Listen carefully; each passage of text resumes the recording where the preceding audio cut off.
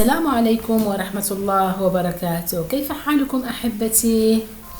الحمد لله رب العالمين، الصلاة والسلام على سيد المرسلين. نبدأ اليوم بدرس جديد من التربية الدينية الإسلامية، الصف الخامس، الفصل الثاني، درس الثالث، رفق ورحمة.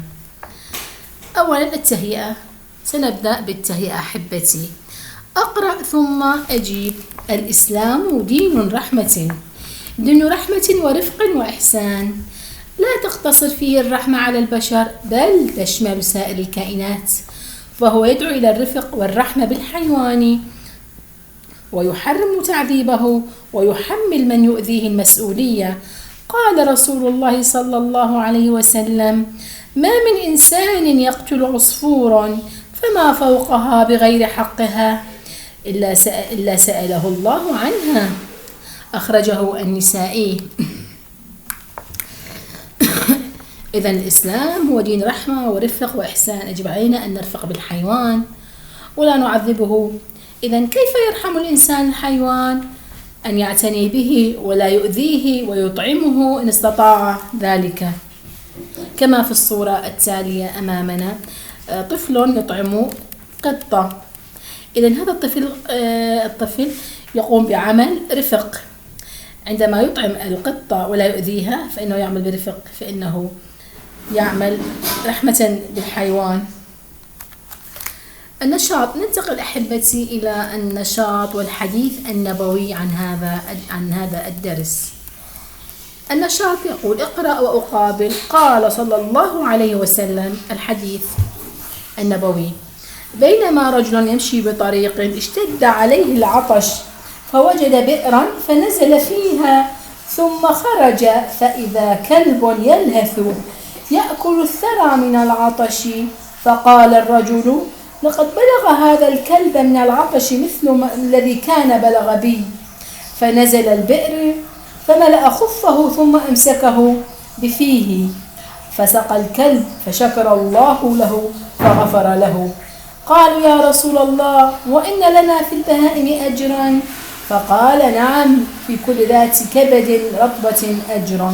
متفق عليه. الكلمات والعبارة. الكلمات أو العبارة: معنى يلهث تعني يخرج لسانه من العطش. ثانيا خفه هو الحذاء. الثرى وهي التراب الندي. ذات كبد رطبة تعني كل كائن حي هي ذات كبد رطبة. وحل الحديث النبوي إلى الفكرة الأولى: رحمة الإنسان بالحيوان وشعوره بعطشه. الفكرة الثانية هي الرحمة أيضا بالحيوان، تكسب ثوابا وأجرا عظيما من الله تعالى، تكسب ثوابا وأجر عظيم من الله تعالى. الفكرة الثالثة: أن الله تعالى في كل ذات رطب، في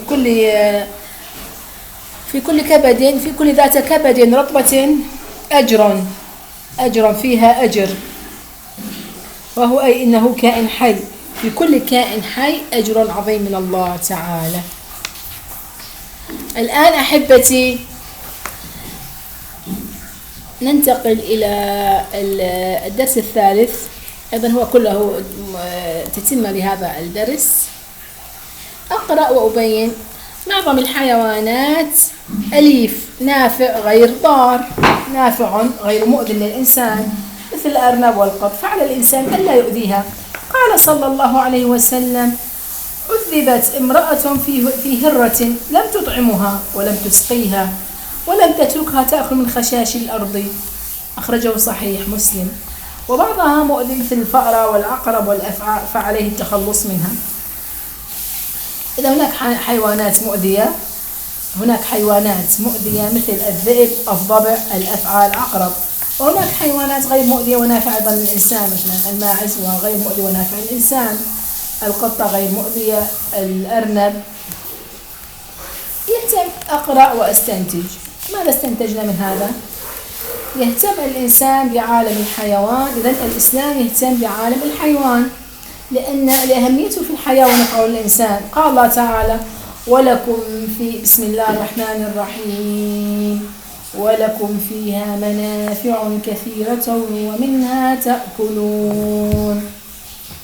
الآية من المؤمنين. وقد جعل الرفق والإحسان إلى الحيوان سببا لدخول الجنة، حتى إن عددا من سور القرآن الكريم جاءت بأسماء الحيوانات، مثل سورة البقرة، الأنعام، النحل، النمل، العنكبوت، الفيل.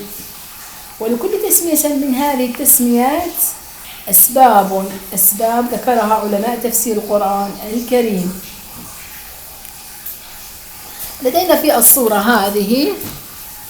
لدينا في هذه الصورة حيوان وفائدة وصفة مميزة. الصفة تميز هذا الحيوان. الصورة الأولى هو الفرس أو الحصان، فائدته يجر العربة. الصفة المميزة في الحصان أو الفرس القوة. الصورة الثانية نحلة، الفائدة منها نستفيد من النحل هو العسل، إخراج العسل، إذن العسل الذي هو شفاء للناس. الصفة المميزة العمل والاجتهاد. الصورة الأخيرة والثالثة هو الجمل.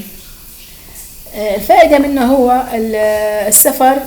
التنقل والسفر عليه. من صفاته هو تحمل العطش والصبر. الآن أحبتي ننتقل أيضا هو تتمة إلى الدرس السابق، الدرس الثالث. أبين رأيي. نهى رسول الله صلى الله عليه وسلم عن تعذيب الحيوان والتسبب في هلاكه أو إرهاقه بالأثقال والأعمال الشاقة، وعن الصيد بقصد التسلية لا المنفعة، وعن اتخاذه هدفا للتعلم على الإصابة. كما نهى عن وشم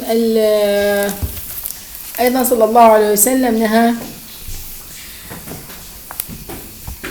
وعن وسمج الحيوانات بالنار، أن الواحد ونهاها، أو تحريشها ببعضها بقصد اللهو.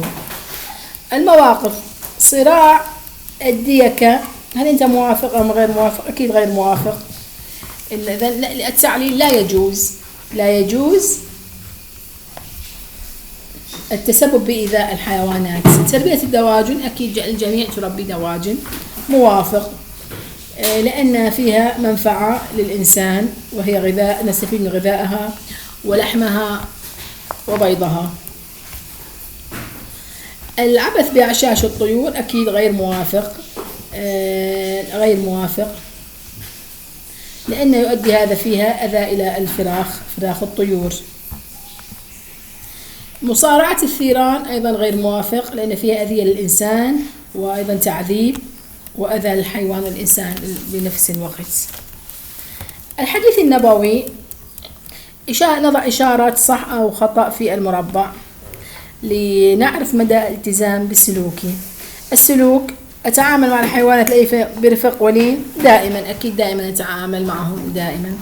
أمتنع عن صيد السمك بالصعق الكهربائي دائما، إذن لأن هذا مضر. أمتنع عن صيد صغار الطيور دائما. أتخلص من الحشرات الضارة في المنزل دائما، أتخلص منها. هذا السلوك. كيف نحافظ على الثروة الحيوانية في بلدنا يا أحبتي؟